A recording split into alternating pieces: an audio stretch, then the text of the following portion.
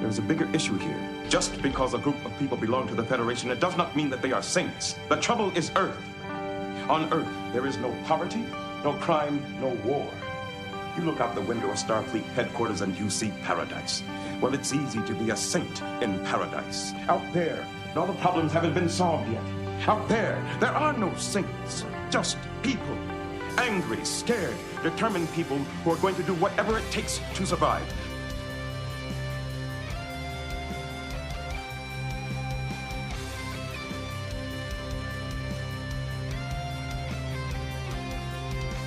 What I want to know is, out of all the stories you told me, which ones were true and which ones weren't? My dear doctor, they're all true. Even the lies? Especially the lies. On behalf of the Bajor government And the Promenade Merchants Association, I officially welcome you to Deep Space Nine. Welcome back to Especially the Lies, a Deep Space Nine podcast. We are back this week to discuss Playing God. For those of you who are new to our show, we have a group of first-time watchers of Deep Space Nine, friends of ours that we have managed to con into watching this show, just like we did with Babylon 5. God knows how we still have friends after doing this twice. And we've got a group of people who have watched the show many, many times. We'll start off our show with the discussion of the episode, and then after we throw all the newbies out, we will discuss a spoiler section where we will talk about the show in general and where things are headed. I am Blake, and with me is... Mike. Nicole. Christopher. And Emily. So, Mike, I understand you have a synopsis for this lovely episode. Yeah, kind of, sort of. We'll go with this.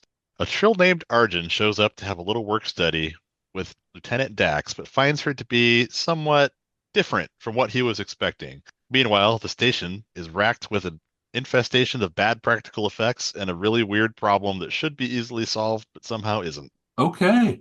I love the way you phrased it as a work study. I don't know what else to call it. It's not really an internship. It's an intense it's a ride-along. Yeah. All right, so let's go ahead and get with our newbies and get their first impressions. We are a little light on the cast this evening, but as we're getting closer into the holiday season, we've got people in and out with various work commitments and other commitments, so you'll just have to make do with us this evening. And let's start with Nicole. So this was an interesting episode. To be honest, I was kind of bored. It wasn't bad. It just wasn't really lighting my fire, if that makes sense. I thought that Arjin was kind of cute, but kind of a dick. I really, really liked the amount of Jadzia we had in this episode. I felt like it was a really good getting to know her kind of episode a little bit more. And I liked how Sisko basically kind of that interaction they had over the chess game where he was challenging her a little bit with her little intern guy. We had another tender Sisko and Jake moment, which was sweet. Yeah, overall, I thought it was pretty good. I did enjoy the very beginning when she grabbed Quark by the ears and he's like, "Don't play with my ears unless you mean it." That made me laugh really hard. So there was some pretty good parts throughout the episode, but yeah, it was just kind of, yeah, it, like I said, I didn't hate it, but I wasn't like, "Oh my God, this was so good." It was decent. And you didn't even ship anybody in this episode. No, I mean, there was really... First, I was like, well, Arjun, the minute he saw Jadzia, he changed his tune. But then when I realized he had the personality of a wet mop and a little bitch, I was like, no, I'm not shipping them. I was going to say, who else was left but like O'Brien and one of the rats? Like, Oh, yeah, and those rat things were creepy as hell. Wait, hold on. At first, I kind of thought they were a little cute, to be honest. They were like ugly cute. You know, like those dogs that are really ugly that like are cute. Man, I hope I draw you in the Secret Santa this year. Oh, God, no. Gonna find a vole. Oh, no. Yeah. I live in the city, though, you know. Let's say those are normal. I've seen bigger rats. Yes, they're in Congress. Well, Rats that can chew through force fields. They're at the Pentagon. Mm. So, Nicole, I just have to ask, though, on this episode, before we move and get Christopher's first impression. You have asked in prior episodes and also in our group chat what the hell is Klingon opera? Well, you got to hear a Klingon sing I in this. did. That was actually really fun. And then the fact that Jadzia got up and sang with the Klingon and taught the Klingon that song, I loved it. And I also loved the whole like she collects weird music, like because that's me. I love weird music. So yeah, that was actually probably one of the highlights of the show. Thanks, Blake, for reminding me. I just had to ask because you've brought that up before, and there was a clip, and I will send it to you now. But in Star Trek: Strange New Worlds, they did a musical episode, and all I'm going to say is K-pop Klingons. And I Oh, damn near sent you that video clip when you asked oh my of the God. K-pop Klingons, Oh God. Okay, now you can send it that I've seen it. and I will send that to you. Okay. Christopher, your first impressions. So every time that I say that I don't like a character or I find somebody annoying or have an opinion, I think Scott is like reaching out from the void and saying, let me tell you why you're wrong. And last week I had said that Dax was kind of one of the more boring characters. And I did say that it was probably because they weren't writing her well and that she was being underutilized. And this episode showed that's exactly what's going on, right? She was hilarious. She was tough. She was sweet.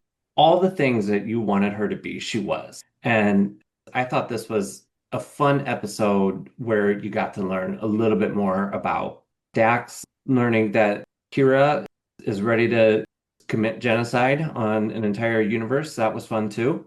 I enjoyed this episode. It wasn't great, but it's just fine. And let's flip over to our longtime fans. Mike. Man, I don't know what to say about this one.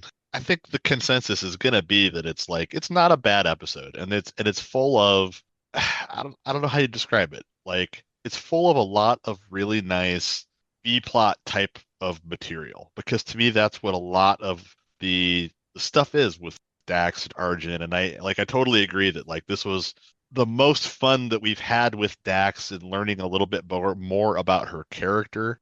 We had a big discussion last season, maybe it was, about what it means to be a Trill and have a symbiont. And I think we got a little bit more insight into what that is from Dax's own mouth in this episode and through her discussions with Cisco and with Arjun. So that was kind of cool. But none of that stuff, as Nicole was saying, starts the engine, really. It doesn't take us anywhere. It doesn't lend itself to excitement. This was a 60-minute character piece, more or less. And the little bit of kind of major plot that we did get was, I'm going to be frank and say, kind of half-assed and a nice high concept that really didn't make a whole hell of a lot of sense to me. Cute idea, but Was that the universe part or the Arjun part? the universe part. And I think it's kind of easy to shoot some holes in that. And I don't know, we can talk about it more later if we feel it's necessary, but it wasn't exciting. So the draw of this episode was the character stuff, which is fine. There's nothing wrong with it. Like I said, I didn't hate it. It's just kind of a treading water sort of episode. Emily. Yeah, pretty much consensus on that. It's not terrible. It's not great. We do get some more information on Jadzia and the Trill initiate process and kind of what they go through. So that was nice. But other than that, there wasn't a ton going on.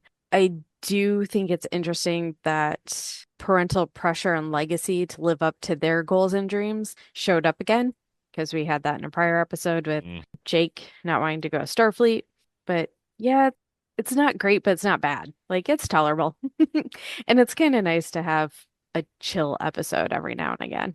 I was gonna say, I guess that's what I was trying to say is the word stakes is what comes to mind. Like the episode had all this nice character stuff, which is fine and good, but it didn't feel like the plot that was supposed to have the high stakes for the episode, the mini universe. Yeah. And the impending doom just didn't feel like was that big of a deal. Yeah, it felt pretty low stakes, all things considered. So I agree that this episode's by no means one of the great episodes of Star Trek, but at the same time, I do like this one. And I think this is something DS9 does, and the nature of the show kind of allows for it a little better, is they do these day in the life episodes where you can have these different scenarios of what the crew is going through, just sort of as a daily routine and not the constant adventure to adventure to adventure. So you've got Dax and O'Brien hunting the Cardassian voles. You've got Jadzia getting a Trill initiate sent to her. And then, oh, by the way, we found this little proto-universe thing. So I do like these day in the life stories that they come up with and sprinkle into DS9. And I honestly think it works better on the station than some of what the ones they did with the crew on the Enterprise. I mean, if you want to talk about boring, Data's Day from TNG, I think, is just an absolute boring as fuck episode of TNG as a day in the life of Data as he reads from his journal and talks about his cat. So I think they do those better Mhm. here than what they do over on TNG. And before we kick into our main conversation, Mike, I want to kind of address something you brought up and kind of kick some discussion around that. And then Nicole, we'll switch over to you and start some discussion. But you mentioned not having the stakes on the proto-universe part. And one of the interesting things on this episode, one, this was actually one of the first episodes to be put into production for season two, even though it's later in the season. So I think that's also why some of the character development feels a little bit step backwards in this one. But on the universe side is actually in the writer's first draft of the script. The A story was the proto-universe story with the Dax and Arjin as the B plot. And they switched it. Michael Piller did the rewrite and switched it where Dax Arjun became primary, the A plot, and the proto universe became the B plot. And the writer actually felt that that decision robbed the episode of any type of balance and emotional connection to the ethical problem of the proto universe. So I'm curious what your thoughts are on if they would have kept it the way the writer had it and had that more as a stronger A plot than kind of a thrown in B plot. That's very interesting that you bring that up, and I understand why you had to ask the clarifying question of me then about which one I was talking about. Here's the thing: is like I feel like I understand where the decision came because I feel like what they probably had jotted down to be the discussion and the sort of framing of the Arjun and Dax story and having it be as much about Arjun as it is about Dax coming to terms with herself and what she's become and as a symbiont, it was, I think, probably stronger. It was probably stronger writing. The other thing with the proto universe is like, I don't know, I can see where that's like a really high concept sci-fi thing. And frankly, it's almost, I could see where that was maybe almost too big of a concept to ever be able to get like the audience to anchor to. So I kind of get it. Like I kind of think maybe they made the right call and they just didn't have the right approach to go after that whole proto-universe story. But if you don't have the right approach to it, if it doesn't really seem fully fleshed out, then maybe you come up with a new idea entirely because it seemed to drag the episode down a little bit that it was such an afterthought. It was very, like you said, it was very lost on the audience or on me as a viewer that they were trying to make it a big ethical conundrum. They were like, well, I don't know, our scanner sensors said that maybe like something is going on in there. It's like, well, no, you would have needed to like, I don't know what, have somebody radio into the proto universe and like talk to a life form in there and be like, oh shit, there are actually things alive in there. Like a real what is the Dr. Seuss book that I'm trying to Horton Hears a Who. Horton Hears a Who. It was Horton Hears a Who in Star Trek, except they weren't able to take it as far as Horton Hears a Who. And so it just kind of didn't work, in my opinion. And I agree. I think they probably needed to just scrap it and do something different entirely. But, from what Blake's saying, they probably already kind of went down this path, and it's a little hard to scrap the script at that point or pull back and retool or whatever the case is. So I think they probably made the right call. It just ended up not with the best result. Well, I think it's interesting with the emotional stake in this one with the proto universe. There was a episode in, I'm pretty sure, early season one of Next Gen called Home Soil, where there was a terraforming project, and the terraforming crew were getting randomly attacked by the equipment, and they discovered that in the soil was a crystalline life form. And I think that episode for emotional stake and connection with this type of scenario and the ethical dilemma of, do you keep going with the terraforming? Do you get rid of the life form? What do you do? I think the emotional stake was done better in Home Soil.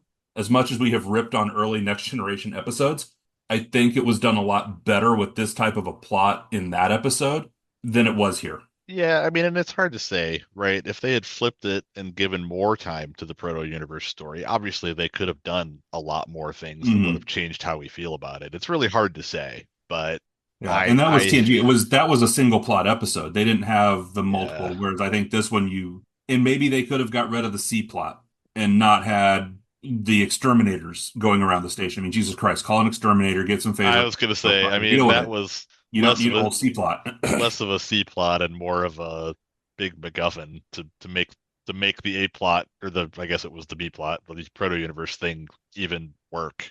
Yeah. Both of the minor plots, the B and the C plot, felt kind of just thrown in there, right? Yeah. Like you didn't really get a solution with the voles, right? You didn't. Who cares? They have Yeah. rats. I Like all didn't these. even think about it as a B and a C. I just I've thought of it all as it's all part of the B plot, which isn't very good. You know? Yeah. I mean, the voles were necessary to gnaw through the force field, make the thing like expand and threaten the station, and like it was all not real well thought out. Yeah, the voles practical effect was kind of cheesy, and like you were saying, the thing about Trek, like between because I watched Shadowplay not long before this one, since I missed recording the episode with you guys, but like thing about Trek that's sometimes really funny and frustrating is like in one episode they have amazing technology that could do literally anything, and then in the next episode they have a rat problem that they can't solve, and it's like and Blake even pointed out, I'm like, release some drones to go hunt through the vents, kill rats, and like Blake just pointed out the episode with exocomps and TNG, like we know they have shit like this, like Yeah, go get them. yeah, just go get them. It was stupid. It was clearly just a really lame plot device to make the whole proto-universe thing even kind of work, and I still don't think it made any sense that they could transport it or haul it around in a shuttlecraft. But it didn't work. no. And So Well, I mean, Men in Black, they had a cat wearing one as a collar, so DS9 can put one in a runabout. yeah, but then don't threaten everybody with it. I don't want to defend the practical effects on the Vols because they were not great, but this is also, I think, a case of when this came out, you had 4:3 aspect ratio on TVs that were barely 420p, if that. And now we're watching these on HD monitors, and we're seeing these effects now, and it's like, that really is an ugly ass rubber rat that you guys probably just popped out of a mold. Emily. Well, since we're talking about voles, they look like what, an early 80s Jim Henson creation?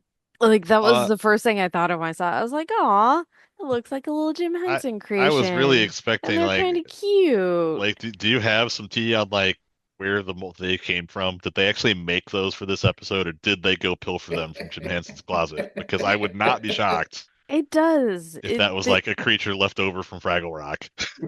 Right. Well, I wasn't thinking saw Fraggle It's just a Rock. shaved in the Fraggle. Like notes about that, but you never know. What was the movie I was thinking they were from? Nicole wants to add something to this, I think. Yeah, I You was want just to talk about voles? no. Do it. I did want to touch on the kind of low stakes kind of thing and like the character building. So I feel like it was kind of nice to have a little bit of a break and not have any serious dilemma or crazy thing that we have to discuss. I mean, minus the whole Kira wanting to wipe out the life forms and not give a fuck. But I mean, that was like the biggest conflict of the episode. But some of the episodes, we get into these more heavier topics and have little like kind of themes that are heavier and stuff like that. So it was kind of nice to just have an episode that it was just kind of like chill, like you said, Emily. And I just enjoyed it. It did feel very much like getting to know you kind of episode. We learned a little bit more about Jedzia, which again I loved. And then also the moment with Jake and Cisco, which by the way, I think it's cute that he confided in O'Brien that he liked the girl and all this other stuff and didn't tell Cisco first. And Cisco was kind of like, "What? You didn't tell me?" And it was kind of funny, but like that is what happens when you have a teenager. Like if they have a trusted adult in their life, they're going to talk to them about stuff that they don't necessarily want to talk to their parents about first because sometimes they need a little guidance on it. So that was a very realistic, real life kind of thing that could happen. And it was cute just to have that moment with them. And you can tell Cisco was conflicted about what to do with this proto-universe or whatever. So that was kind of interesting that his kind of way of dealing with that was going to see Jake. So yeah, I just thought it was kind of a nice episode, if that makes any sense. It was just it was kind of a breath of fresh air in a sense of, oh, we don't have anything crazy happening. I mean, granted, obviously, if they didn't take care of the proto-universe, they would have been wiped out. But I mean, realistically, we know they're going to because the show doesn't end with this episode. So it was kind of like, okay, they're going to be fine. How are they going to figure this out? You know what I mean? Yeah, and how they figured it out is they just took it back where it was They and just left took it. it where it was and left it there. It's their problem in the wormhole. Easiest solution ever. And Yeah. can I just point out that if this is not star system or a galaxy, this is a universe, which is the biggest one, and it's expanding rapidly. Am I wrong that it doesn't really matter where the fuck they drop it? That sooner or later it's gonna be everyone's problem? I mean, Okay, that's there's my this phrase general called understanding. NIMBY, not in my backyard. Yeah, I mean, And no they one might will. have kicked it down the road for a couple months. They basically did the standard NIMBY response of let's make it someone else's problem and we'll Yeah. deal with our repercussions later. Okay, so what happened was they have slightly different laws of physics, so it's going to get to a different size and poof into a different dimension, and it's not a problem anymore. There you go. I mean, that's probably true because I don't think we have to wait for the spoiler section to point out that there are several more seasons of this show. Yeah. So You know what it reminded me of? Do you remember the episode of Babylon 5 when they fast forwarded all those years and it was like the end of the world, yes, end of the universe? And that's what it reminded me of. I was like, oh, so that's what's going to happen with this thing? Is it going to be like that? yeah, the guy in the moo recorded a mixtape and then poofed off into nothingness. Yeah. That's what it reminded me of.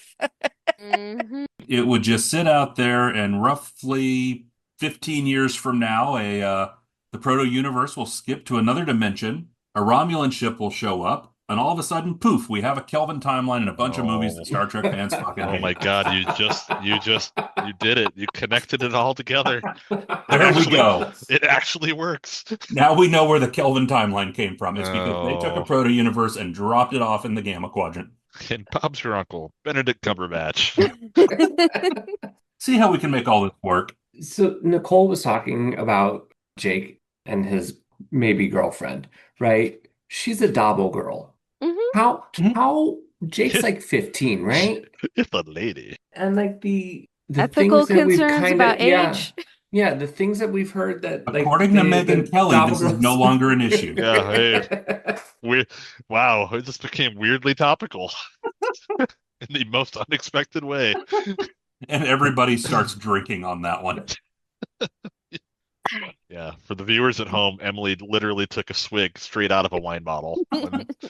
Yes, I did. Gotta keep it classy around here. And Christopher is just speechless at this point.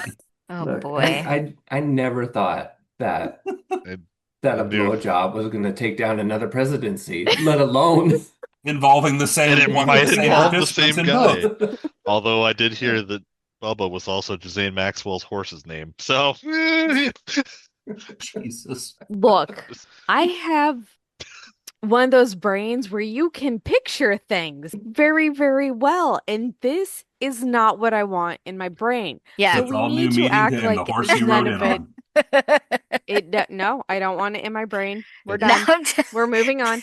had to No, see a I'm man just- about a horse. now I'm just thinking of Clerks 2 with the donkey show Yes. Oh in my the God. movies. That's all And I'm we thinking got about snort. now. I love that donkey. Really? It's what do they call autospecies erotica or something like that? Interspecies erotica. This might be That record was timing so for us to fucked completely up. derail. Sorry, I just, Kinky Kelly and the Sexy Stud popped into my brain and I had to bring it up. If we don't even have Jessi here to facilitate the derailing. So wait, can I just ask a clarification question? The Dabo Does it involve girl, donkeys or the show? no, there's the show, not donkeys, Okay. yeah. So the Dabo girl, is that the girl who was like the orphan, who was like the station that Jake was into? Who is the Dabo girl? I can't picture I her. don't think we've You met know the her. gambling game in Quarks? Yes. The Dabo girl is the one who spins the wheel for the people playing. Oh, okay. He's Okay. dating a casino hoe. Okay. Oh, well, yeah. Alrighty then. He likes him older. It's gonna be the most Well, we think well-respected that kid she's in older. school.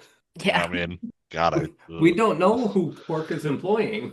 Maybe That's she's true. 15 and His looks nephew. over 20. His nephew, that's true. He's Who a is- kid. who is older than Jake apparently by 2 years. believe Cisco said that. Something, yeah, he said it was a little bit older. I don't, yeah. Which, for a moment, we got to point out the fact that there is, I don't know. I mean, as much as everybody's been complained about the lack of serialization, because like if you go back and watch like Friends, there's serialization between episodes of Friends. I'm finding out because my wife is rewatching the whole show right now. But like, there Yes. are little things too that go all through DS9. I mean, they've revisited this topic of Dax hanging out with the Ferengi and gambling on weeknights, and I Yes, think they I did like that brought little up bit the of Klingon opera continuation. before, and like they've mentioned Jake and Nog's relationship as friends. So like there are bylines coming through, and I guess you could also say you pointed out that Jake and O'Brien obviously are homies, and so that kind of started in Shadow Play. I did like the way that went though when Jake made the comment, O'Brien told you, and then proceeds to spill everything, and Commander Cisco's like, yeah, he didn't say shit. You did. No, O'Brien probably put him up to it. Nicole. Did anyone else notice Arjin the minute he saw Dax, or I'm sorry, Jadzia, and he was like, "Oh, okay." And then when they go into the commanding center room, what's that called? The bridge, I guess, where they Yeah, all Ops. were. ops. Ops. Yeah. Ops, yeah, thank you. I don't know why I couldn't think of that word. And he looks down and sees Kira underneath the thing, and he's like looking at her ass, like that guy's a pervert. Okay, but to be fair, I mean, yes, I know, but No, like no. I was just like his whole like mentality changed the minute he saw Jadzia. And then he looks in and sees Kira, and I thought his eyes were gonna pop out of his head. And I Well, was like, that is hilarious. I'm just gonna say, I'm sure quite a few Star Trek fans paused that scene over the years. I'd say this is probably one of Scott's I favorite was gonna episodes. say If I'm gonna, Scott, one of them. He paused it for sure. he was checking out O'Brien's booty. I was well, gonna say it wasn't Kira that he was looking at. let's not forget that Arja shows up to Dax's quarters the following morning after she's just been wrestling. In a towel. It's a good Answers way the to door in a start the towel, so day. I can only imagine the smells that hit him when he opened the door. But Jesus, Mike. So one thing I want to point out, so Terry Farrell, who plays Dax, was in a soap opera in the 80s called Paper Dolls. And Jeffrey Blake, who plays Arjun in this, actually was also in that and played the boyfriend of Terry Farrell in Playing God. So they have actually been in scenes with each other before. Oh, that is cool. funny. I was looking through Jeffrey Blake's IMDb because he has credits for sure, but I wouldn't have been able to put that together. So that's cool. Mm. Huh. It's kind of interesting. They play boyfriend, and then in this one, you've got this awkward dynamic between them. Yeah. With Arjun and Dax. And I do like this one as far as the Dax story goes, because so far we've really seen Dax as sitting at the computer, reading off Star Trek technobabble. And you've heard these pieces about, oh yeah, she plays Tonga or she has these interests. But this time you actually get to see it. You get to see her sitting there playing Tonga with a group of Ferengi, playing with Quark's ears, the wrestling thing in her quarters, ordering the Ferengi black hole, which we've all had those mornings where we want to order something very similar to that. Yeah, Some of us I have mean, had them more recently than others. they've showed it before. It's weird with Dax because her characterization either comes down to there have been times when they've showed her with the Ferengi, when they've showed her interacting with Quark and being flirty, talking about how attractive Morn was. And then, like you said, the rest of the time, though, like it feels like 90% of the appearances of Dax in DS9 up to date are mostly her standing behind a console, very wood, just reading, like you said, technobabble off of a screen. Essentially exposition. Yeah, and which is why I said last week that she was kind of my least favorite character because she has been so often that wooden character. She goes on the away missions, but she's there to do the science, right? She's essentially Spock, but not interesting, right? There's not the give and take with it. And so to see that there have been hints of this other side of her before, but now to fully see it, to actually have it realized was fun. And it was like, oh, okay, she actually isn't this boring character that they're writing her to be. I agree. It was fun to get to see like the whole picture of Dax as kind of this rowdy misfit science guru. Well, and I like too that, and this isn't the first time they've done it. Season one, they had the episode Dax, where they got into Dax being arrested for an alleged murder from a prior host. Right. And I kind of enjoy this one where they get into the reputation of Dax and when it comes to working with potential host candidates. And you really dive into that dynamic of the reputation of a prior host versus this is Jadzia as an all-new host. And I like where they dive into that and they get that dynamic out there. And I think that's one of the more interesting things about this character is you've got Jadzia as their own person, but you've also got all of the baggage, for lack of a better phrase, of all of these prior hosts that have been there, and you've got their memories and experiences as well, and they surface up every so often. And I like when they do that. And I think this is another good example of that. And I do think this is one of the better episodes in developing Dax. I think that's one thing season two is pretty strong at is we're developing the characters and pretty much getting them baked into what we're going to have going forward. Because I really think season one with several of the characters, they weren't sure what to do. We've talked about with Bashir, for example, for other characters like Cisco, they had pages of notes on history, background, personality, psychological profile. And Bashir was young guy. Like they had one line for Bashir. I think Dax was another character they didn't have fully fleshed out as far as the character Bible and notes. And so we're seeing a little bit longer of an arc to try to get some of these characters settled. But I think we're starting to get in that groove where they're starting to build out the personalities. They're starting to build out the characters to be more than just these kind of flat, almost background characters. Still waiting on that Bashir episode. Keep waiting. All right. Anything else for this episode? Guessing I looked, I didn't find any answers about our Volf, so I think. I did. I was going to circle back to that. So it was not Jim Henson. It was actually Michael Westmore, who does most of the series makeup, actually created the voles. The teeth were acrylic, the eyes were glass, and it was pretty much just a molded creature he came up with. Well, it was kind of cute in an ugly way. I did like how it was mentioned earlier in this episode where we're talking about dealing with your family expectations, right? And how they kind of came back to that. And I kind of wanted her to really say, look, you have to do this for yourself, nobody else. Screw your dad, he's dead. If this isn't what you really want, if this is something that is too much for you and you don't want to be a host, don't be a host. You don't owe him anything except for being yourself. And in a way, she did say that you have to really want this and you have to have it for yourself. But it's been a recurring theme this season. And I kind of like how we're getting another view of it. And you're not always going to get the answer that you want. You're not always going to get the relationship. It's not always going to go well. And I like that they kind of delved into that a little. I agree.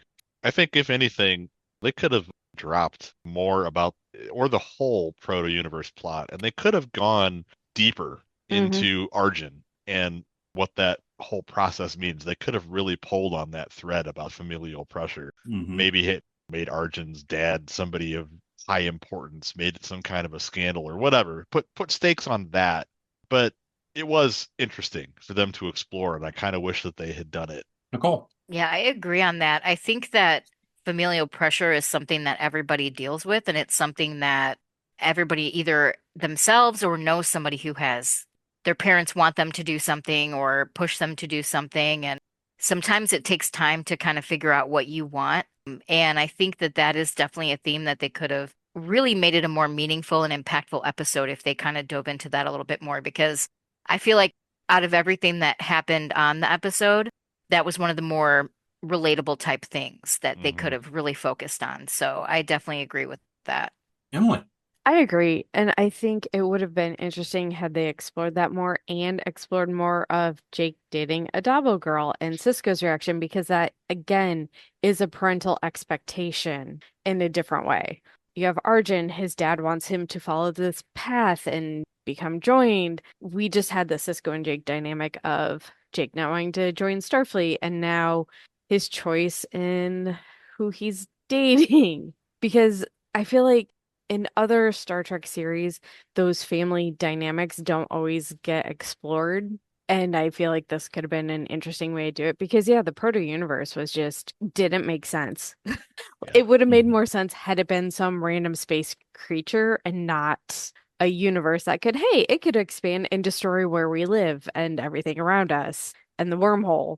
So that felt unnecessary, I guess. Whereas if they had done more of like a human exploration and relationships and stuff, it might have made the episode more interesting or tied things together better.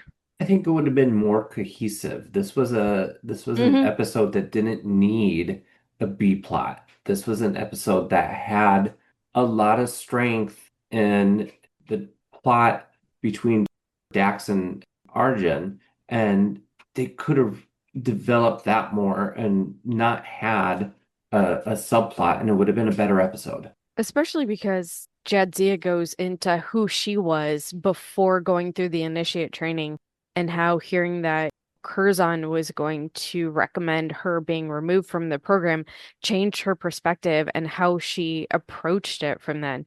So it does feel like a missed opportunity to get more of the human relationship aspect and would have been so much more interesting than, hey, random universe stuck to the front of a nacelle. Like, Well, weird. and as much as I like that they've kind of have made that a reoccurring theme, as Chris said, like I could see where they had maybe moved some of the B plots around, right? And put Jake not wanting to join Starfleet into this episode as like a juxtaposition of Arjun and Dax. Right. It was nice that it was a back-to-back thing as it worked out in the series order anyway, but I think those they could have easily put those two things into a single episode and made it very impactful in that way. And before we sign off, I did want to jump in and say, because I from the initial impressions, not a lot of people were fans of Arjun, but like I actually kind of liked his character. I thought it made a lot of sense that he was the kid crunching under high expectations. Like he's been raised that he has to be better, that he has to excel. He doesn't know why, he just does it because he's told to. I thought his character made a lot of sense in this, and I It think did. his actor was very good, Jeffrey Blake. I think he did a really good job with. Yeah, and his rigidness does make sense if he was put on this path and it wasn't his choice. So he was put on this path, he's following what he thinks is expected of him, and now he gets to this initiate part and he's dealing with Jadzia, and suddenly he's showing he doesn't necessarily know how to adjust. Yeah, how Because so quickly far and he's easily he was thrown off. Yeah. Yeah, which I think in the end, if he is to be joined, it was a learning experience because from what we can tell, based on the information we have, there's no real set path. Yeah, they have training, but once that symbiont is in you, you gotta figure it out. Like you gotta learn your people and relationship skills because that's like another brain inside your body. And if you're already fighting with your own and now you got a second one in there, you're gonna have some work to do. Yeah, you got to have your own direction, be able to kind of know what you want before just handing over to that. Yeah. So you Nicole? don't lose yourself. Yeah, and that's exactly what she said. She said you have to know how to balance yourself and the symbiont, or the symbiont will basically take over you completely. So yeah, I definitely agree with that. And also, I gotta say, he wasn't bad to look at either. I thought he was pretty. There's Nicole. Always looking, not touching, but looking. There's our Nicole. I'm not dead. I can still look. Okay, O'Brien. All right, so Nicole, any questions or predictions from you? Is Cisco actually going to meet the Dabo girl and have her for dinner and approve of this relationship with Jake and her? Marta, I think her name was, or Marta. Yep, Marta. Is this actually going to become a thing, or is he going to shut that shit down? That was my biggest question. And then will we ever see Arjun again? Does he actually kind of figure it out, and does he become joined, and what happens with that? But that's really all I had. And Christopher, I don't have any questions. No. any predictions? Help us out here. Not this time. Like there wasn't a whole lot to really like. This was Dax, learn about Dax. So, and they drew her character out a lot better. But I guess maybe, are we gonna see like this killer instinct in Kira come out again? Where she wants to destroy an entire universe? Are we gonna see that come out?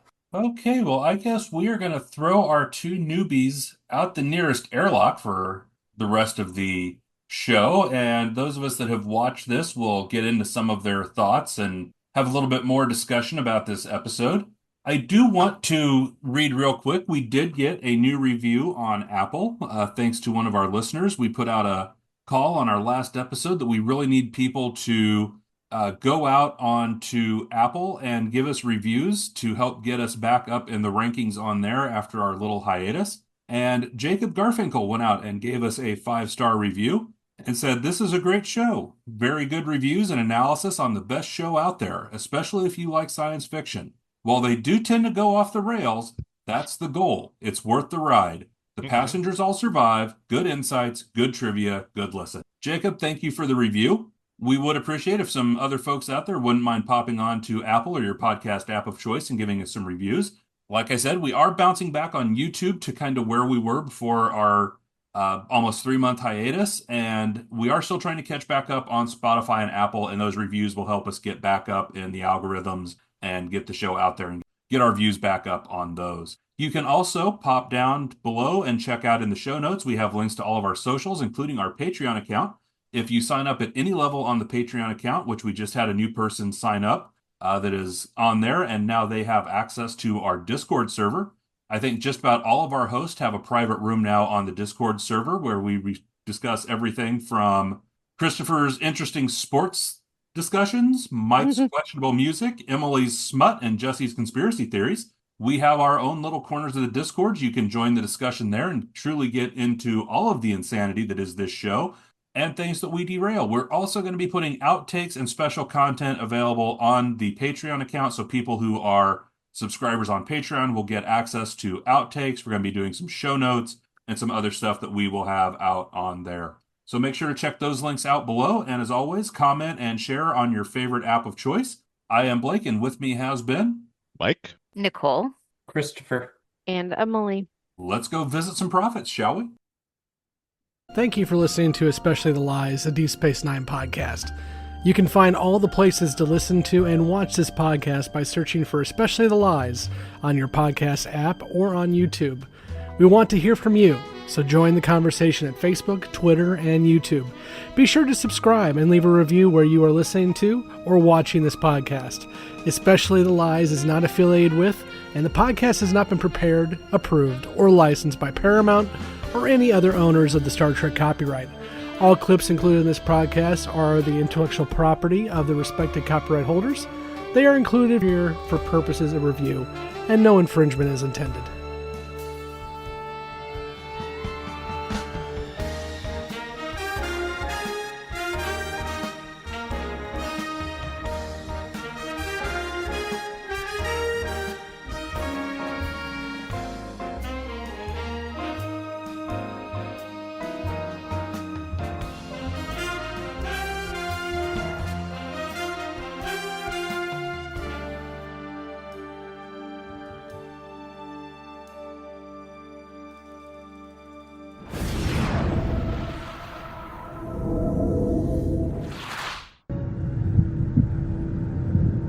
Why have you brought me here? Show yourselves. What do you want? The Cisco has returned to us. He arrives with questions. There are always questions. Welcome back. If you have not watched Star Trek Deep Space Nine past Playing God, or if you don't care about spoilers, we're about to talk a little bit behind the scenes and give some more information about where the series is going, and there will be spoilers. So if you don't want those, leave now. But still give us that review that we asked for. Yes, please. So, Emily, we didn't get a whole lot, but before we jump into those, I still think it's interesting we've got our newbies not seeing the serialization. Because the pieces are there, and I think, Mike, you kind of tried to lead some of the breadcrumbs to them on that, and I did a little bit. Love it. Because even when Jessi went off on her tirade, I'm like, or maybe you're just not paying attention. Yeah, I mean, yeah, they hit you over the head with the Dominion one in Shadow Play. So, oh yeah. In this one, Marta will come back. Season 3, they have dinner with Commander Sisko, and there's going to be a few episodes that dive into the relationship between Jake and Marta. So these pieces are building. The serialization is starting. It's subtle. It's not as blatant as what Babylon 5 was. Yeah. Right. And I think part of it is I was saying about this the other day, and I was looking at TV shows that there's not a lot of standalone shows these days where it's episode to episode, particularly in sci-fi and dramas. Because I'm thinking, aside from Law and Order SVU, I know when they came out with one of the newer Law and Order series on the one that brought Christopher Maloney back. I can't remember its name, but it's serialized. Mm-hmm. It's a serialized story. You look at the shows they're putting out on Hulu, Netflix, Paramount Plus, they're all serialized. The ones on Apple TV are all serialized. Yeah, there's not a lot of TV out there these days. It doesn't feel like that has more or less standalone episodes. And the seasons are shorter too. I mean, it's Yep. 10 to 15 episodes is now a standard season really of a show versus back at this point you were still in 22 to 26 episodes a season. So I half wonder if some of it is just it's not the type of TV they're used to watching anymore. I definitely think that's true. I mean, I can think back to, well, I'm trying to think now, like what some of the last kind of non-serialized TV was that I have seen. And besides like little animated efforts like Futurama or Simpsons or something, I feel like for a while when we were in the era of like, God, was it TBS that had a lot of originals for a while, or USA? They had Psych, they had Monk. Yeah, a lot of those kind of shows were non-serialized.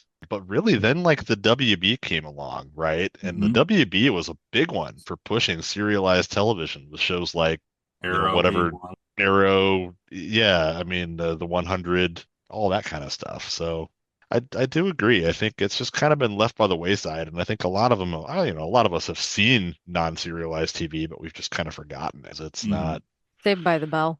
Yeah, yes. If you go back and rewatch it, you're like, did they show these out of order? Because what the hell is happening? Stuff jumps around.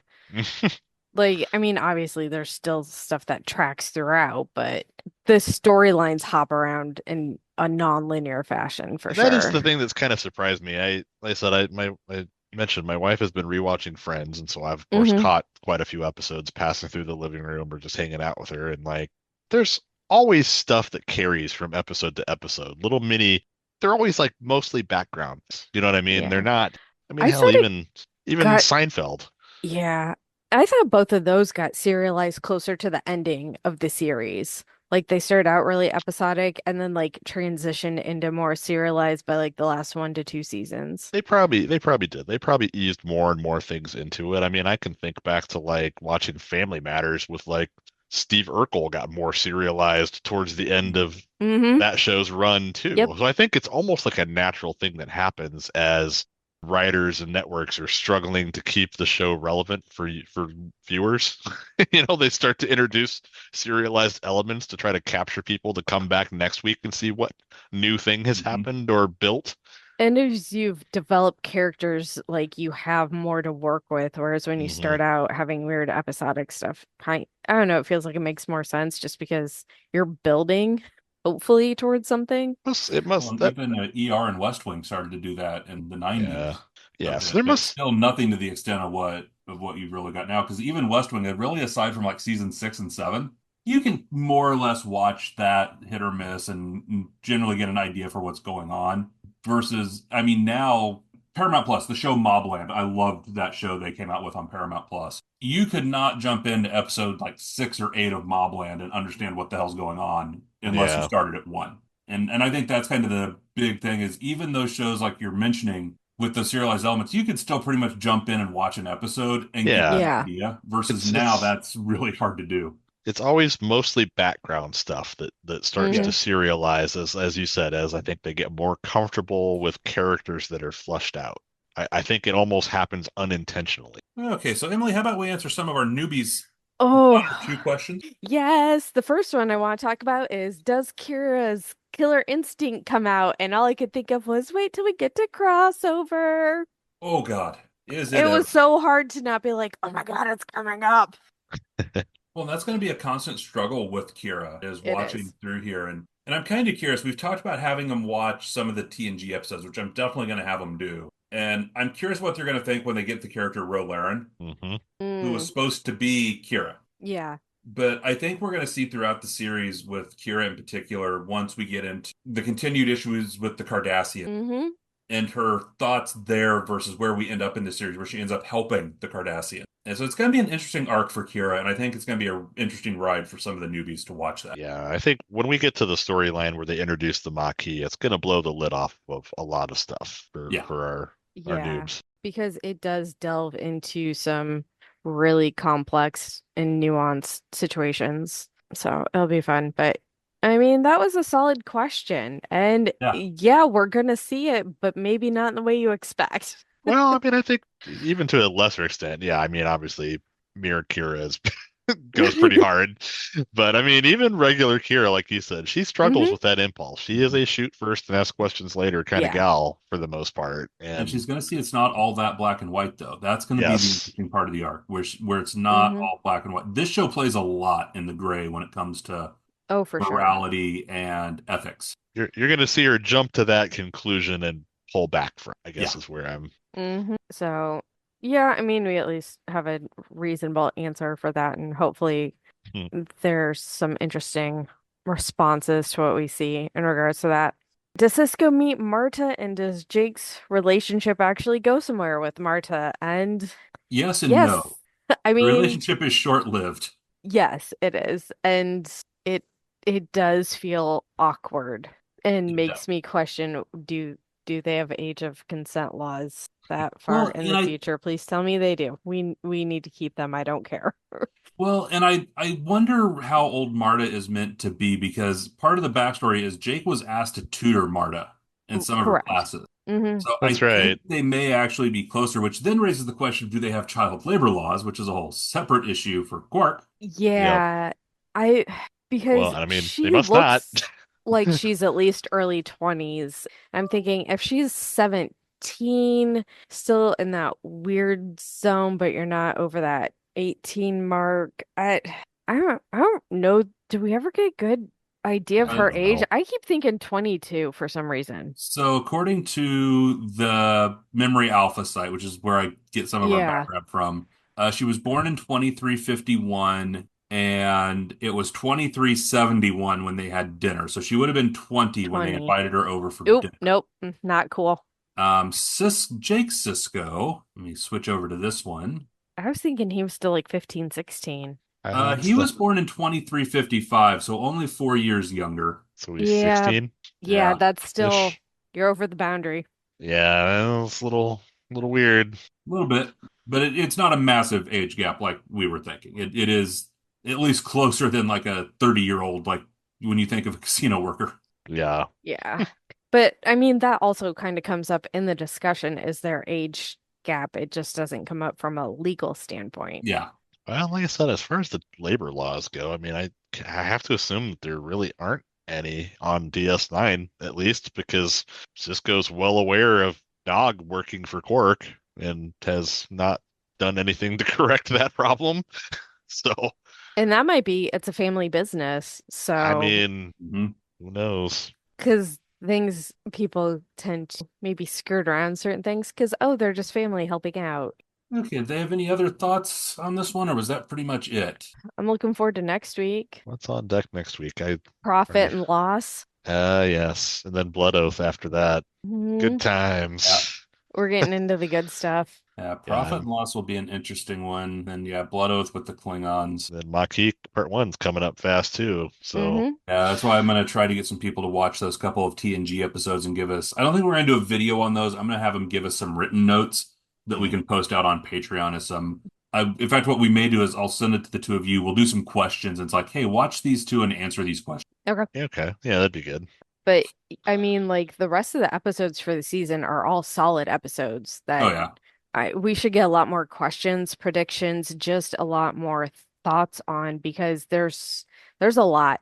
There's a lot coming up. I'm actually looking forward to The Wire also. Oh, yeah. Yeah. That one's kind of rough. Yeah, it's not that a one bad is, but rough. I'm looking forward to that one. Yeah, that should be an interesting conversation. And Tribunal right before we get to the Jem'Hadar. Yeah, that'll be an interesting one. Collaborator's not bad. I think it'll be interesting because that's a Kai Wynn episode. We get to see Space Karen. Oh, gotta love Space Karen. Oh, yes. And then we'll be into season 3, and it just sort of takes off from there. Yeah. So we're getting there. Because they'll also get the Defiant. Oh, I'm excited for They that. get a new toy. It's about time. Because it's hard not to accidentally slip up when talking about the ships. Yeah. Hmm. And as I say, there's between the Defiant and then Worf in season 4. Right? Well, I've gone out of my way not to really mention Worf, because when we talk about family dynamics, I know I've talked about Wesley Crusher and Beverly, but I've really tried to shy away from discussing Worf. Yeah. Yeah, that one's a little tricky. But it was really hard not to say I want a giant inflatable Defiant in my front yard just for shits and giggles because I'm a weirdo. So, hey, Paramount, anyone at Paramount gives a shit? I would like some inflatable yard decorations. Star Trek theme, specifically. Make it happen, please and thank you. So I think that wraps up our discussion of Playing God. As we mentioned earlier, we've got all of our socials down below and sure would like you to give us a follow on those and join in the conversation with us on Discord. If you want to join that, you can do that through our Patreon account and really check in on the insanity that is all of us. And until next time, I have been Blake, and with me has been Mike and Emily.